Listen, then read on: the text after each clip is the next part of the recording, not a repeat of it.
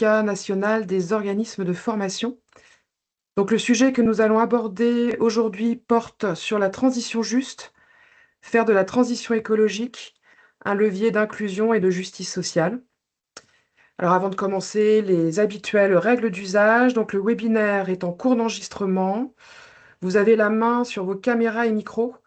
Et les micros, on se permet de les couper au fur et à mesure pour éviter les petites interférences. Le webinaire va se structurer comme ça. Il y aura une demi-heure de présentation de la part de l'organisme de formation Campus de la Transition et une demi-heure d'échange en live. Donc c'est pour ça aussi que vous avez la main sur vos caméras et micros.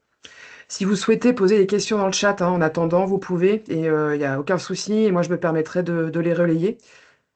Le replay et le support de présentation vous seront envoyés directement dans vos boîtes mail avant la fin de la semaine. Alors, j'ai le plaisir de vous présenter nos deux intervenants. Donc, Adrien Burdi, qui est formateur secteur public et transition juste, et Anne-Carole Delomo, qui est responsable du pôle formation chez Campus de la Transition. Donc, Campus de la Transition... Et bonjour. Merci Anne-Carole. Campus de la Transition, organisme de formation spécialiste des questions relatives à la transition écologique et également adhérent du Synovdes et de Exopé. Alors avant de vous donner la parole, je voulais rappeler que le Synovdes défend depuis toujours une vision de la formation professionnelle comme un service d'intérêt général. Pour nous tous, l'acquisition de compétences ne signifie pas seulement égal un retour à l'emploi, mais ça peut aussi être un vecteur d'accès à la citoyenneté, à l'autonomie, à la promotion sociale, à la reprise de confiance en soi, enfin à plein d'autres sujets qui s'inscrivent dans le parcours professionnel et personnel de la personne. Donc l'utilité sociale est l'une des composantes de notre ADN. Et depuis quelques années, le Synovdes s'est aussi engagé dans des travaux liés à la RSE, donc la responsabilité sociétale de l'entreprise, avec notamment les travaux de l'EDEC qui sont portés par la branche professionnelle des organismes de formation, donc tous les partenaires sociaux, Acto et la DGFP.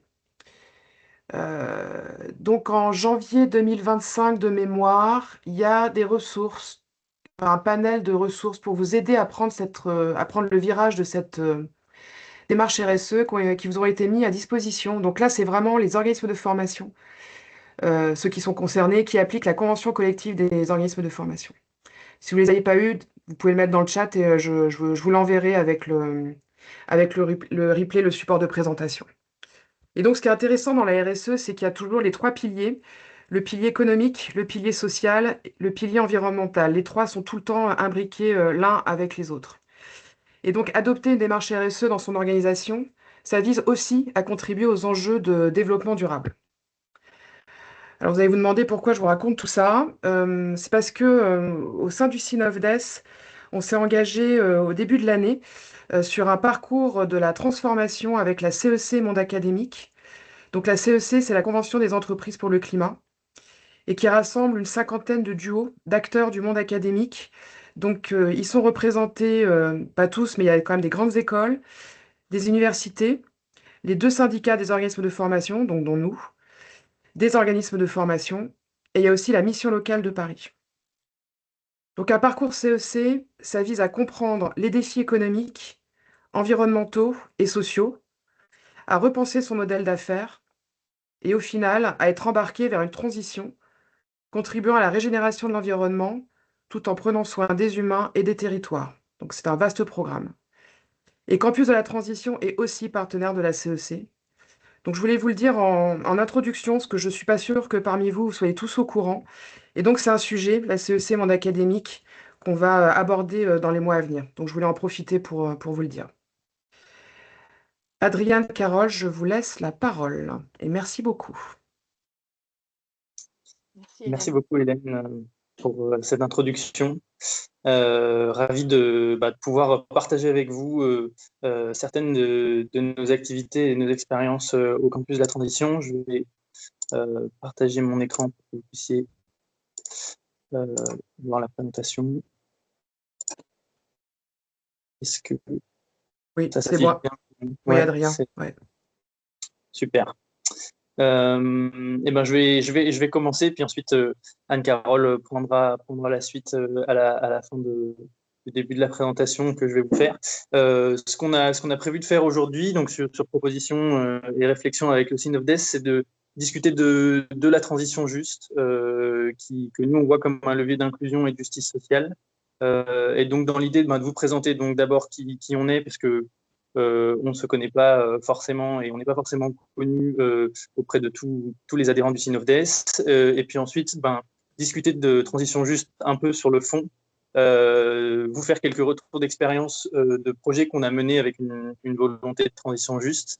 Et enfin, surtout, laisser de la place aux échanges pour entendre aussi vos expériences à vous et avoir des échanges sur la manière dont la transition écologique impacte aujourd'hui nos activités en tant qu'organisme de formation. Donc notre intention, voilà, c'est de rappeler cette urgence-là, de lien entre justice sociale et écologique, de vous faire des retours d'expérience et d'avoir des échanges là-dessus. Donc pour commencer sur le campus de la transition, et je vais essayer de ne pas être très long, donc on a un organisme de formation qui s'est créé au début avec un diagnostic initial qui était celui d'une urgence climatique et écologique, qui est connu depuis au moins 1972, mais en fait déjà bien avant. De signes de dépassement aussi de limites sociales et planétaires, avec la question, notamment la référence du donut, c'est-à-dire un plancher social qui aujourd'hui n'est pas respecté et en plus des limites planétaires qui sont dépassées.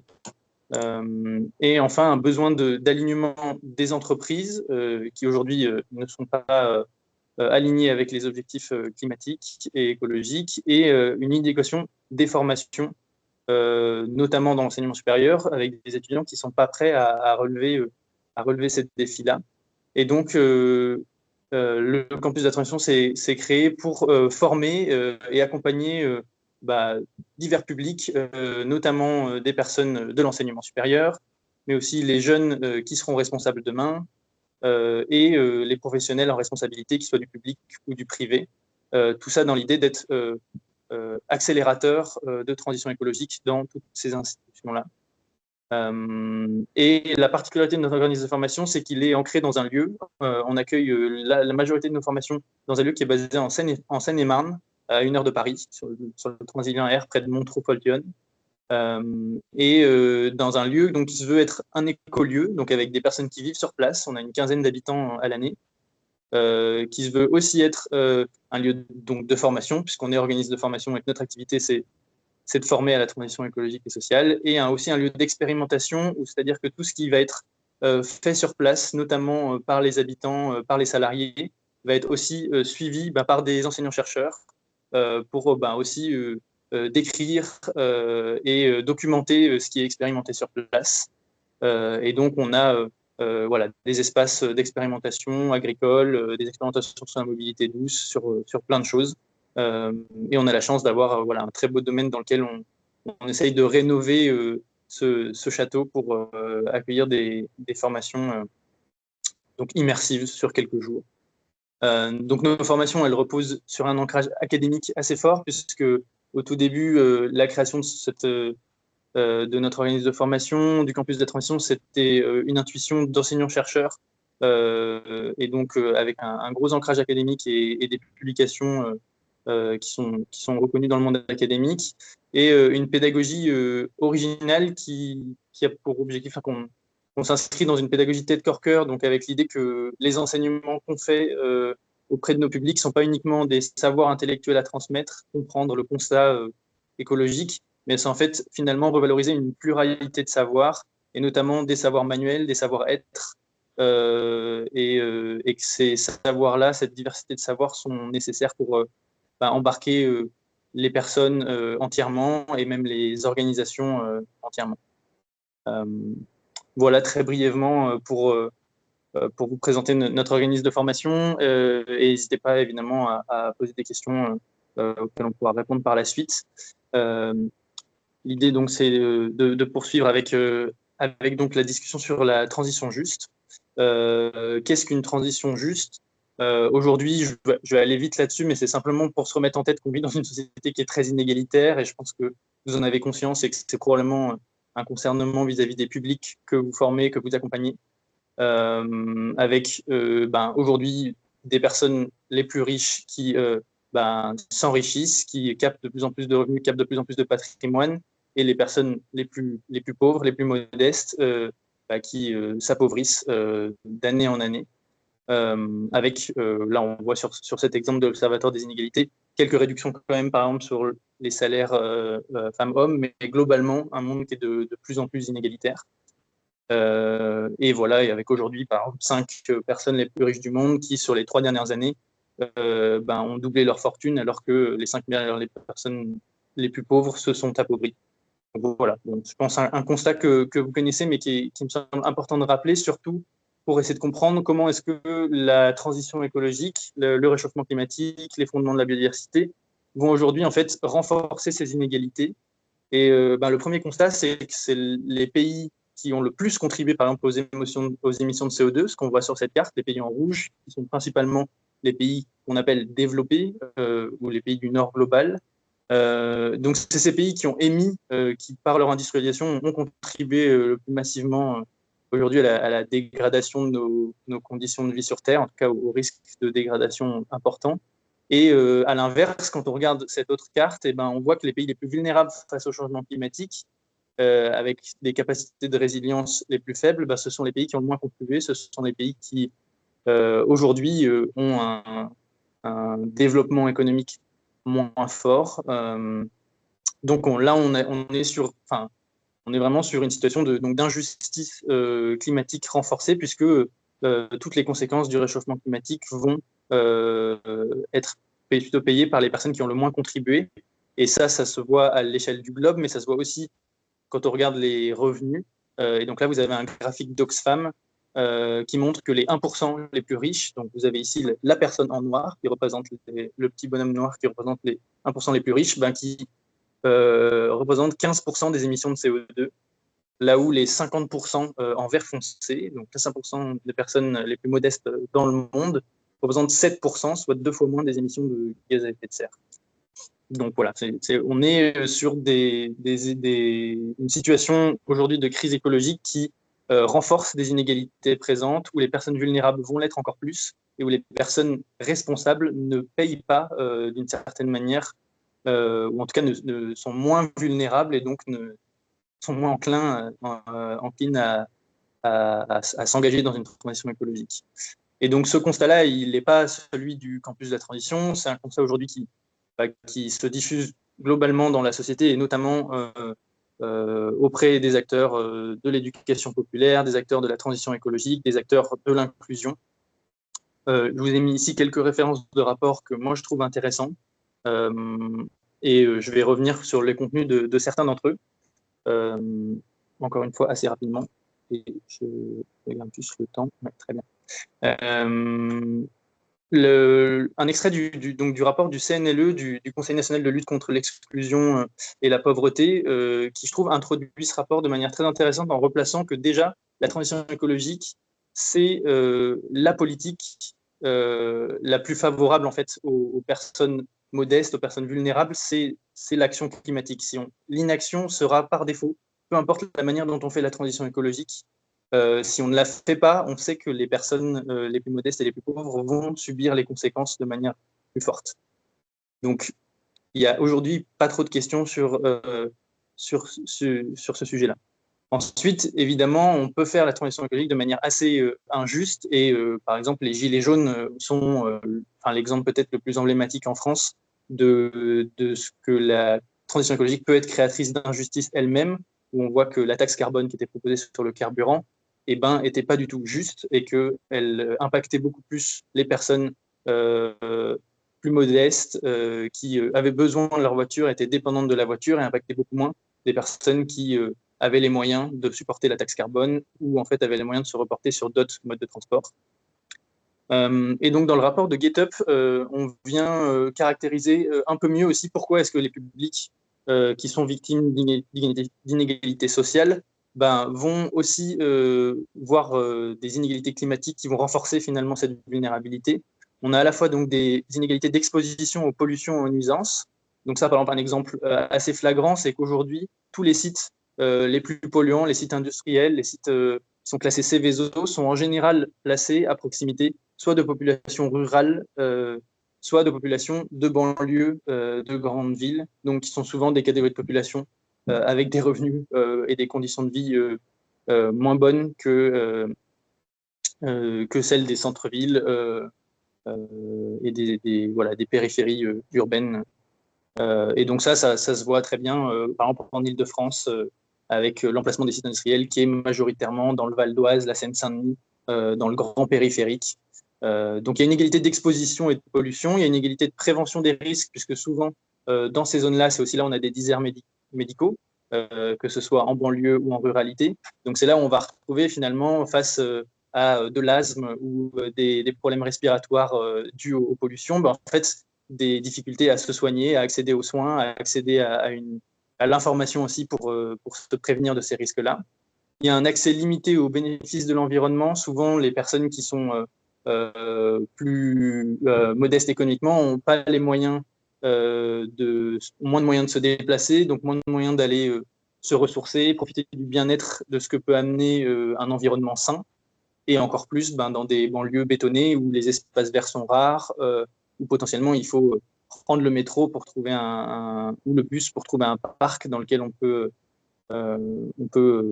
amener ses enfants dans un peu de verdure, un peu de fraîcheur, notamment en temps de canicule. Donc les accès en fait aux bénéfices de l'environnement sont plus faibles. Et enfin, il y a des inégalités d'accès à l'engagement pour son environnement, c'est-à-dire que les personnes les plus précaires, les jeunes, les femmes sont souvent moins représentées dans les instances de décision, moins visibles à la télé. Et donc, quand on est aujourd'hui un jeune de quartier prioritaire de la ville, à qui est-ce qu'on peut s'identifier pour se dire l'écologie, je peux en faire partie, je peux m'engager pour mon environnement, quand les personnes qui sont majoritairement médiatisées vont être Jean-Marc Jancovici, Camille Etienne, des personnes qui ne viennent pas des mêmes milieux sociaux, qui du coup ne font pas figure finalement d'identification.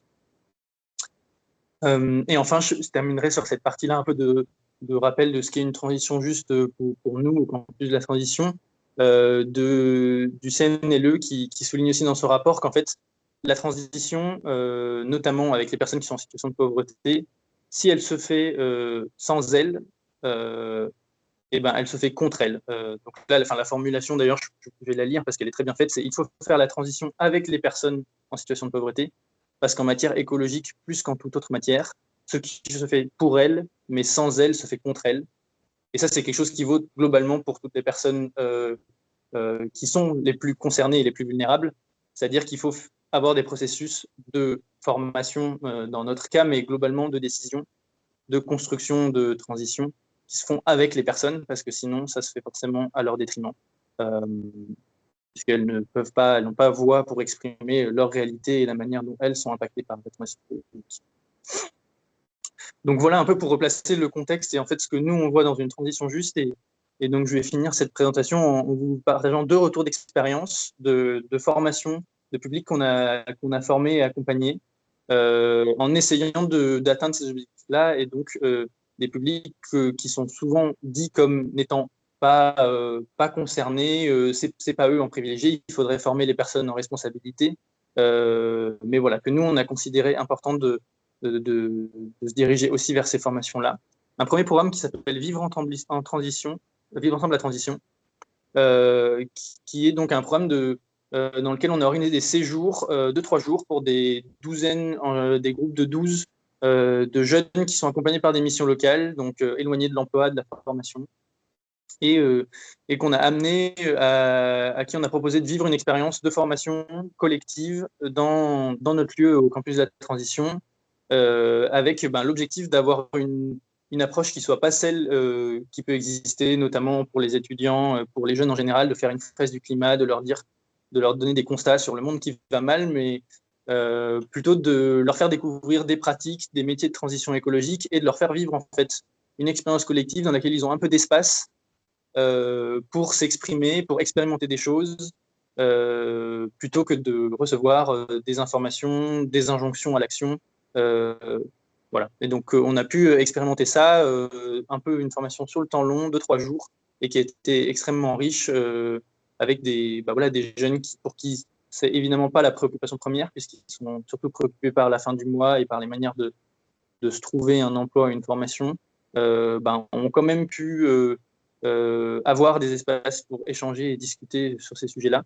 Et je vais passer un peu plus de temps sur le deuxième retour d'expérience, qui est, je pense, probablement le plus intéressant pour vous, qui est ce qu'on appelait donc Défiter, qui est un projet qu'on a mené en Seine-Saint-Denis sur 2 ans, un projet de formation expérimentation. Donc, pour reposer un peu le cadre général, on a fait ce projet en Seine-Saint-Denis avec 2 agences locales d'insertion, donc avec des personnes bénéficiaires du RSA, avec le constat qu'en fait, comme je vous l'ai dit en première partie, la transition écologique, c'est un phénomène global qui touche tout le monde et qui aggrave les inégalités. Et donc, il n'y a pas de personnes qui ne sont pas concernées. Tout le monde est concerné à un certain degré. Et donc, comment est-ce que les acteurs de la solidarité, comment est-ce que les personnes qui travaillent au quotidien avec les bénéficiaires du RSA, qui sont une des populations les plus vulnérables en France, comment est-ce qu'ils peuvent être concernés? Et donc, on s'est donné pour objectif d'essayer de co-construire avec ces conseillers d'insertion professionnelle et avec les personnes allocataires du RSA un dispositif d'engagement et de formation en contexte d'insertion aux enjeux et pratiques de transition écologique, et avec l'objectif à la fin de former des professionnels, donc des agences locales d'insertion, qui sont le dispositif d'accompagnement des bénéficiaires du RSA dans le département de Seine-Saint-Denis. On était financé par le département de Seine-Saint-Denis sur toute la période 2024-2025. Et on a déployé donc ce projet-là avec Voisins Malins et la Fédération des acteurs des solidarités. Et nos 2 hypothèses fortes, c'était que il y a des savoirs pluriels de transition. Je le disais, c'est aussi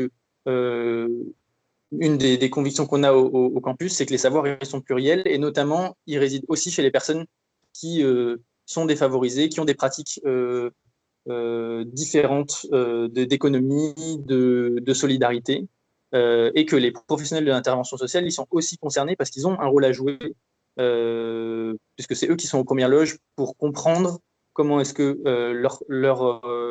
les publics qu'ils accompagnent de quelle manière ils sont impactés et comment est-ce qu'ils sont impactés et comment est-ce qu'on peut les accompagner dans un monde qui change, et notamment dans un monde où on fait face au réchauffement climatique et ses effets. Donc voilà, c'était à Drancy et Montfermeil qu'on a mené la majorité des expérimentations, avec, comme je disais, la Fédération des acteurs des solidarités et Voisins Malins, et donc nous, campus. Et je vais un peu vite parce que j'ai essayé de nous laisser un maximum de temps d'échange, mais donc on a fait 25 interventions, on a touché au total 35 personnes, avec des interventions en Seine-Saint-Denis. Ils sont venus au campus de la transition, on a expérimenté beaucoup de choses, et tout ça pour arriver à la fin sur un dispositif dont je vais vous parler juste après. Mais juste avant ça, s'arrêter sur les freins qu'on a rencontrés et qui sont des freins que vous rencontrez peut-être si vous traitez de transition écologique, ou même peut-être si vous ne traitez pas directement de ça. Mais pour aborder la transition écologique avec vos publics, on s'est confronté à la fois à un sentiment que les personnes bénéficiaires du RSA, en fait, n'étaient pas les personnes concernées, n'étaient pas les personnes à aller voir, en fait, qu'il y avait des personnes plus prioritaires à former, des personnes qui étaient plus responsables, en fait, des pollutions, etc. On s'est confronté à des personnes qui trouvaient que c'était trop compliqué, que les personnes n'étaient peut-être pas capables de comprendre, ou qu'en tout cas, elles n'étaient pas capables de l'expliquer. Et on s'est confronté aussi à des freins avec des personnes qui disaient que la responsabilité n'était pas celle des bénéficiaires du RSA, et que c'était les personnes les plus riches, les plus gros pollueurs qu'il fallait aller former. On s'est confronté aussi à d'autres risques, sur notamment un sentiment que ça n'allait pas changer grand-chose. À ce niveau-là, ces personnes-là, ce n'était pas les former à la transition écologique qui allait changer leur quotidien. Et enfin, au fait que ce n'était pas le métier des travailleurs sociaux de s'emparer de cette question-là.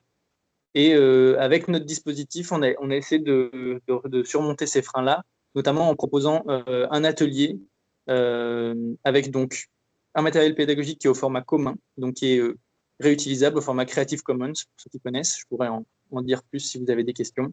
Donc, il soit réutilisable aussi dans plein d'autres contextes. Mais on a construit ce matériel-là de manière très située, avec l'idée que tous les apports, toutes les questions, tous les exemples soient en fait ancrés dans le quotidien de vie des personnes qui sont bénéficiaires du RSA, c'est-à-dire pas des choses qui soient très globales, qui soient théoriques, mais en fait, globalement, des acteurs, des ressources, des situations de réchauffement climatique qui sont directement en Seine-Saint-Denis, qui sont directement sur leur territoire. Euh, et, euh, et, donc, notre dispositif, c'était un atelier qui se faisait dans l'agence locale d'insertion et ensuite une visite d'un acteur de transition écologique, que ce soit un acteur associatif ou un acteur de l'emploi ou de la formation.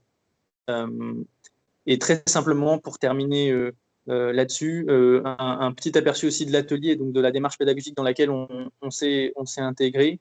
L'idée, c'était évidemment pas de faire un constat, d'expliquer à des bénéficiaires du RSA quel était l'état du réchauffement climatique, de la crise écologique, et ensuite de leur donner des injonctions à agir.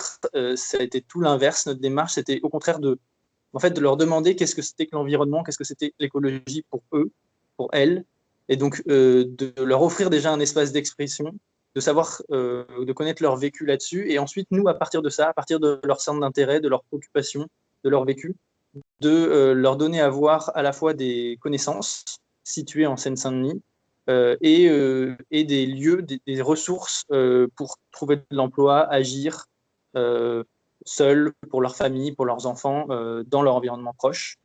Et donc, on avait à la fin un plateau de jeu avec tout plein de cartes qu'on a construit avec le département qui référencent tout plein d'acteurs de l'insertion dans la transition écologique.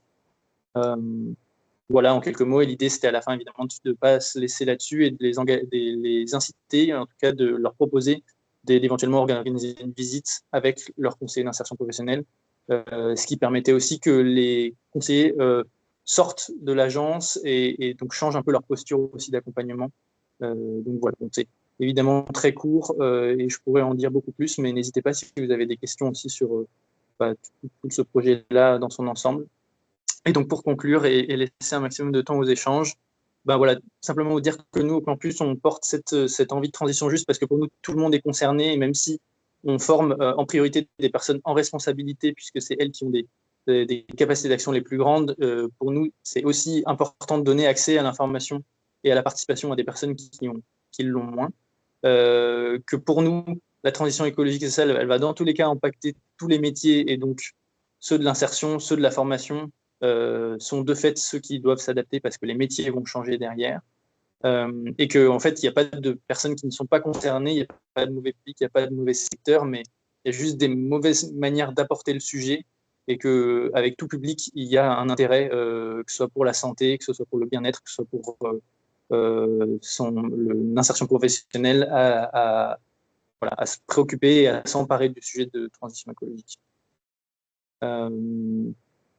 Voilà, et donc là, je passe la parole à... Je laisse la parole à Anne-Carole pour ouvrir sur les échanges et ce qu'on se propose de discuter ensemble là, en plus de toutes vos questions. Très bien, merci beaucoup Adrien. Vous avez vu l'étendue de ce que fait le campus et particulièrement Adrien qui a investi dans cette branche-là de transition juste depuis plusieurs années au campus. Et je répondais à l'instant à un message d'une des internautes qui me demandait si le campus formait uniquement en Île-de-France ou si on formait France entière.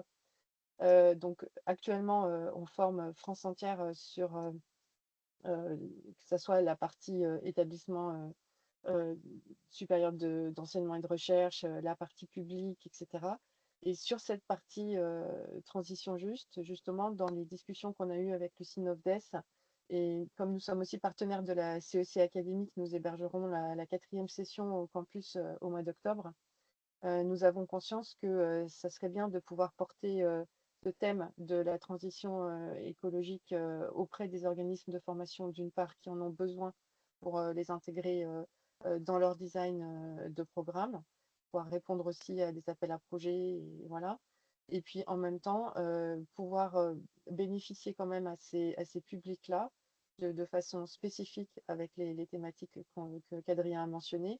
Et en discutant avec Hélène, on s'est rendu compte que c'était important de pouvoir essayer d'envisager un partenariat. Nous, campus, on n'a pas vocation à tout faire tout seul et au contraire, on serait absolument ravis de collaborer avec des OF en territoire de façon à ce qu'on puisse avoir des conditions d'immersion partout en France parce que ce qui compte dans les formations qu'on propose, c'est cette question de l'immersion que ça fait un vrai déclic chez les gens. C'est pas la même chose d'être formé en salle que d'être formé dans un écolieu.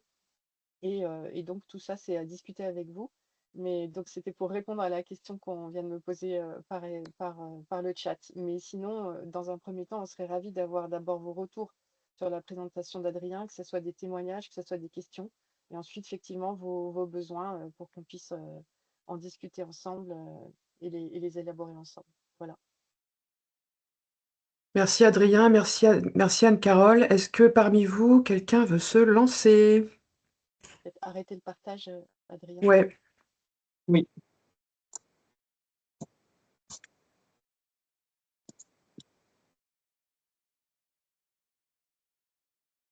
allez-y, Frédéric.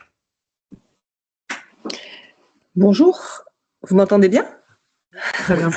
Bonjour, je suis ravie d'être là. Je suis Frédéric Darnatig, chargée des projets de formation au sein du réseau des écoles de la transition écologique, le réseau Être, qui vient juste de rejoindre le Synofdes, donc mon premier webinaire en tant qu'adhérente. C'est un baptême pour moi et je suis ravie que ça soit sur la thématique qui nous rapproche beaucoup avec le campus de la transition. D'ailleurs, je pense qu'on a certainement en Seine-Saint-Denis eu des liens sur les travaux que vous avez menés, puisque j'ai vu passer le nom de Halage, et c'est dans ce site-là que Ouais, tout à l'école fait. de Seine-Saint-Denis est implantée. Voilà, donc je ne vais pas faire une longue présentation du réseau, juste vous dire qu'il y a 33 écoles et que ce que vous dites là, ça résonne complètement sur la nécessité d'essaimer sur les territoires. Donc 33 écoles qui sont pour certaines, pour beaucoup en réalité, dans des écolieux, mais pas que. On a aussi des écoles Être qui sont mission locale, centre social, etc. Donc voilà, on a une diversité de structures. Et en fait, je voulais témoigner du fait que je vous rejoins tout à fait sur les constats d'abord et le fait qu'effectivement, il faut former les personnes qui, d'emblée, seraient les plus éloignées sur ces problématiques-là. Enfin, en tout cas, c'est ce qu'on essaye de faire au quotidien dans les écoles. Et également, sur les hypothèses, et notamment, j'étais très intéressée par la question des savoirs pluriels. Je ne connaissais pas ce terme et je trouve qu'il est très juste parce qu'en fait, au sein, alors moi je vous parle de mon expérience, au sein de ce que je peux observer dans les écoles, on constate qu'effectivement il y a beaucoup de choses qui sont à apprendre et à développer en termes d'innovation par le biais des personnes qu'on accueille, et que le raccourci de dire que les jeunes, puisque là en l'occurrence nous on a un public principalement à 95%, ce sont des jeunes, et que ces jeunes-là ils ont beaucoup à apporter, ils ont un avis sur la question, ils ont aussi devant eux beaucoup plus de temps que certains d'entre nous ici pour développer des choses et mettre en place des choses. Et donc, voilà, vraiment pour nous, un point d'attention énorme sur le fait de travailler main dans la main avec ces personnes et de les accompagner, bien sûr, à de l'autonomie et à s'émanciper, mais surtout, oui, à pouvoir exprimer comment ils se projettent en fait dans ce monde-là à venir. Et autre chose aussi sur les hypothèses, former les professionnels, ça nous semble extrêmement important. Donc, il y a beaucoup aujourd'hui d'études qui tendent à démontrer que vraiment, il y a nécessité de former les acteurs de l'accompagnement, que ce soit les organismes de formation, les acteurs de la prescription, de l'orientation. Voilà, on a un gros chantier là-dessus. Et ça serait très intéressant qu'on puisse discuter, alors peut-être au sein d'un groupe de travail au niveau du Synofdes, parce que je sais qu'il existe un groupe travail sur la clause carbone, mais peut-être à réfléchir à voir si on ne peut pas élargir sur ces thématiques, parce que le réseau Être a un organisme de formation qui lui aussi a une offre de formation à destination des prescripteurs et notamment des acteurs de France Travail. Actuellement, on met pas mal de formations en place, et donc je crois qu'on gagnerait beaucoup à se mettre autour de la table et à réfléchir, parce que pas de transition écologique sans coopération de mon point de vue, et voilà, il faut vraiment qu'on s'associe. Voilà, donc petite présentation du réseau très rapide et aussi de nos ambitions par rapport à notre entrée au sein du Synofdes. Voilà. J'ai pas de questions particulières. Merci Frédéric, très heureuse que vous ayez pris la parole et très heureuse que vous nous rejoigniez. Ça fait beaucoup de sens pour nous. Et moi, je vais rebondir pour former les professionnels de l'accompagnement et les organismes de formation, évidemment. Je rajouterai les financeurs qui sont, je trouve, assez absents quand même. les financeurs des dispositifs de formation. Sans eux, je pense que s'ils ne sont pas sensibilisés à tout ce qui touche à la transition écologique de manière très large, je pense que ça va être compliqué déjà d'avoir des financements pour pouvoir travailler et puis d'accompagner tout le monde. Et je pense qu'on ne peut pas faire l'impasse sur eux. Et c'est vrai que c'est une remarque que j'avais remontée à l'équipe de la Convention des entreprises du climat. Il n'y a pas de financeurs qui suivent ce parcours de transformation. Et moi, je trouve ça très, très dommage parce que là, pour moi, la boucle aurait été un petit peu bouclée s'ils avaient été là. Voilà, je ferme la parenthèse. Est-ce qu'il y a d'autres réactions?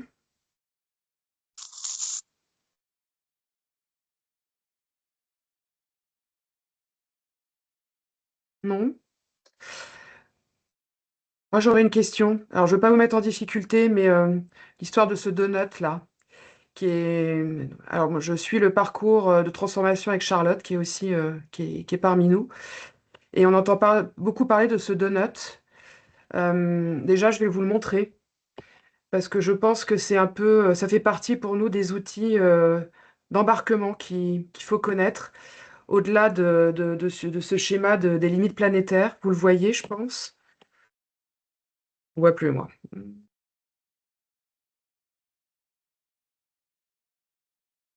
Vous le On voyez le ou voit. pas? Ah, ok, Oui. super. Merci. Est-ce qu'Adrien, vous avez quelques mots à dire? Parce que pour moi, c'est aussi un virage pour un peu changer sa manière de travailler, ça touche au modèle d'affaires. Est-ce que c'est un schéma que vous utilisez? Enfin que... Allez-y, je vous écoute. Oui, bien sûr. Oui, oui, on utilise pas mal le donut, notamment auprès de publics d'entreprises qui sont directement concernés, mais en fait, toute organisation doit construire un modèle d'affaires qui doit respecter un plafond environnemental et un plancher social. Ce qui est assez intéressant avec le donut, c'est qu'il intègre la question donc, des limites planétaires qui font qu'on sort de la question simplement du carbone, du réchauffement climatique, mais déjà qu'on amène une certaine complexité sur les différents risques. En fait, les conditions, les frontières planétaires, c'est avant tout ce qui permet l'habitabilité de la Terre pour les humains à minima, et on est interdépendant du vivant, donc pour un vivant assez riche, mais donc c'est d'avoir ces conditions d'habitabilité qui sont posées dans leur complexité et pas simplement la question du réchauffement climatique. Et ensuite, après, le plancher social qui peut être et qui est encore souvent oublié dans les politiques de transition écologique, mais comment est-ce que la transition écologique ne se fait pas au détriment des personnes qui souffrent le plus d'un déficit d'accès à l'eau, à la nourriture, à la santé. Euh, et donc, de se donner des indicateurs qui sont ceux-là, ça change évidemment d'un simple indicateur de PIB ou d'empreinte carbone. Donc, nous, c'est en ça qu'on mobilise pas mal le donut de Kate Raworth. Merci Adrien. Je pense qu'on en reparlera de ce donut au sein du Synofdes. Thierry, vous avez fait un témoignage via le chat. Vous voulez nous en faire part oralement? Oui, pourquoi pas, bonjour. Bonjour.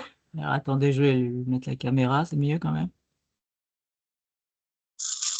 Oui, non, c'est bonjour à tous, bonjour aux collègues qui sont présents également. Ouais, nous on est des habitats jeunes, hein, on a 550 logements, 5 résidences dans le Bordelais sur 3 communes. Et on est engagé dans la transition écologique depuis plus de 20 ans, parce qu'on a considéré que c'était forcément un élément de l'accompagnement des jeunes. La première ambition, c'était de donner à voir. Il y a plus de 20 ans, on parlait de développement durable, les jeunes écarquillaient les yeux, hein. C'était vraiment pas leur priorité. Et puis, au fur et à mesure, c'est devenu un langage commun et puis une attention partagée. Donc, on continue à cheminer en montrant, en faisant en sorte que les comportements à la fois des professionnels et puis que dans tous les services qu'on propose, il y ait une part de transition écologique et qu'elle soit visible. On a une de nos résidences qui est équipée de panneaux solaires thermiques, par exemple. On a des jardins, enfin, on a des jardins, on a des espaces communs qu'on a transformés en jardins potagers, en espaces nourriciers, parce que ça, c'est aussi déterminant de mettre un peu de nature, de fraîcheur et de bonne alimentation à disposition des jeunes. Enfin voilà, on multiplie les opportunités, on a des boîtes à dons, on a plein de choses qui permettent aux jeunes de pouvoir s'inscrire dans cette dynamique sans qu'ils le perçoivent, sans que ça soit une injonction, mais au contraire, plutôt la notion de plaisir, de bénéfices dans leur vie quotidienne. On fait aussi beaucoup de choses sur le gaspillage alimentaire, enfin, on a plein de partenariats avec des associations qui sont engagées dans ce domaine-là. Donc ça, voilà, c'est un petit peu le...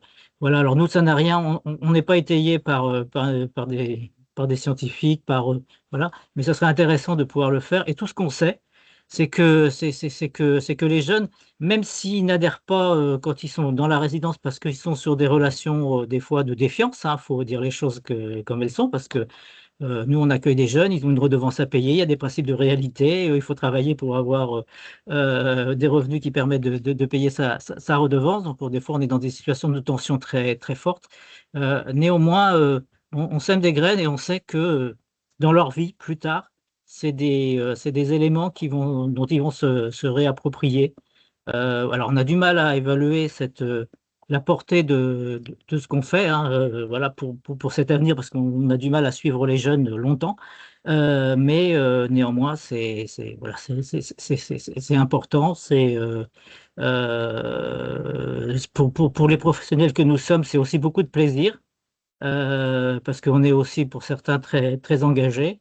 Voilà, et puis on a gagné un certain nombre de prix. C'est aussi important dans la qualité de vie au travail, d'être récompensé. Nos avancées sont saluées. Bon, c'est pas une histoire enfin, voilà, c'est une histoire de fierté aussi, hein, c'est important.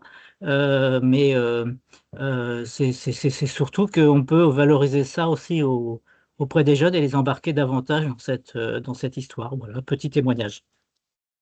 Merci beaucoup Thierry. Vous faites pas de formation? Vous êtes chez Exopé?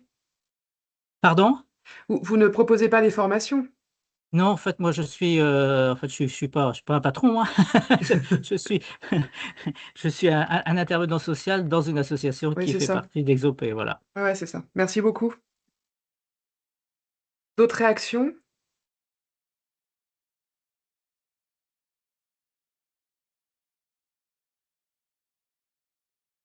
Je voulais, je le mettrai aussi, vous allez avoir plein de documents en fait dans ce mail de retour avec le replay, le support de Campus de la Transition, les ressources RSE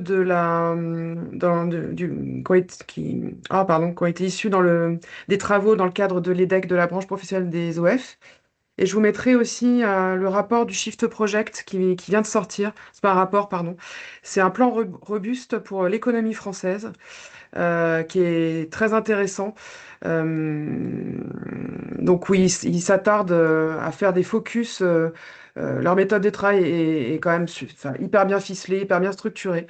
Et il y a 20 chantiers qui touchent à la transformation écologique pour la décarbonation. Donc c'est vrai que leur angle d'attaque, c'est la décarbonation. Et vu qu'on a quand même une neutralité carbone normalement qu'on doit atteindre en 2050 et qu'on est quand même très très en retard, ce plan montre que si on lance ces 20 chantiers qu'ils ont repérés maintenant, on pourrait atteindre la neutralité carbone. Il y a aussi un focus sur les compétences et les emplois, donc dans plusieurs filières. Donc les filières les plus carbonées, hein, le transport, l'industrie et l'agriculture. Je vous le mettrai. Alors, il y a le rapport qui fait des centaines de pages et il y a une synthèse. Je trouve que c'est très intéressant et ça complète un peu tout ce qu'on est en train de se dire aussi aujourd'hui. Pas d'autres questions? Ok, eh ben, écoutez, on va pouvoir conclure. Merci infiniment Adrien et Anne-Carole, c'était très intéressant, très éclairant. J'ai beaucoup aimé le dispositif d'Effiter et je ne suis pas très étonnée que le conseil départemental du 93 s'est engagé sur un sujet comme celui-ci. Je pense que s'ils n'ont pas poursuivi, c'est aussi par contrainte budgétaire malheureusement. Mais voilà, je reviendrai vers vous parce que j'ai plein d'autres questions. Et on poursuit. Alors, il n'y a pas de webinaire prévu dans les semaines à venir, mais de toute façon, vous serez informés comme d'habitude. Mais en tout cas, sachez que la transition écologique, pour nous, c'est un vrai sujet. Et il y aura d'autres rendez-vous comme celui-ci pour un peu éclairer les pratiques professionnelles et puis toutes les remontées du terrain, parce que je pense que c'est comme ça qu'on peut avancer tous ensemble et puis se structurer et puis mieux faire voir tout ce que vous faites, en fait. Je pense que c'est très, très important pour tous les acteurs. Merci infiniment. Bonne journée à Ben, tous. Oui, Merci avec Hélène. plaisir et simplement pour dire que on fait beaucoup de nos projets aussi en coopération, en consortium. C'était le cas de Défiter et qu'on est aussi preneur de voir avec le CNFDS et avec vous tous aussi comment ces choses-là elles peuvent se construire ensemble, quoi. Parce que nous, on a expérimenté ça, mais on n'a pas la solution magique qui fonctionne pour tous les publics, dans tous les contextes. Donc voilà, n'hésitez pas à revenir vers nous aussi si ces sujets-là, vous avez envie de les porter de votre côté. Voilà. De la même façon, voilà, on est à votre disposition. On pourra réfléchir avec le Synopdes à quelques questions pour essayer de mieux comprendre vos besoins sur le terrain vis-à-vis des personnes de vos OF ou vis-à-vis de vos publics. Et puis après, on peut imaginer des choses ensemble. Merci beaucoup pour avoir assisté à ce webinaire et au plaisir de vous recroiser au Synopdes. merci à tous, très bonne journée et à très bientôt.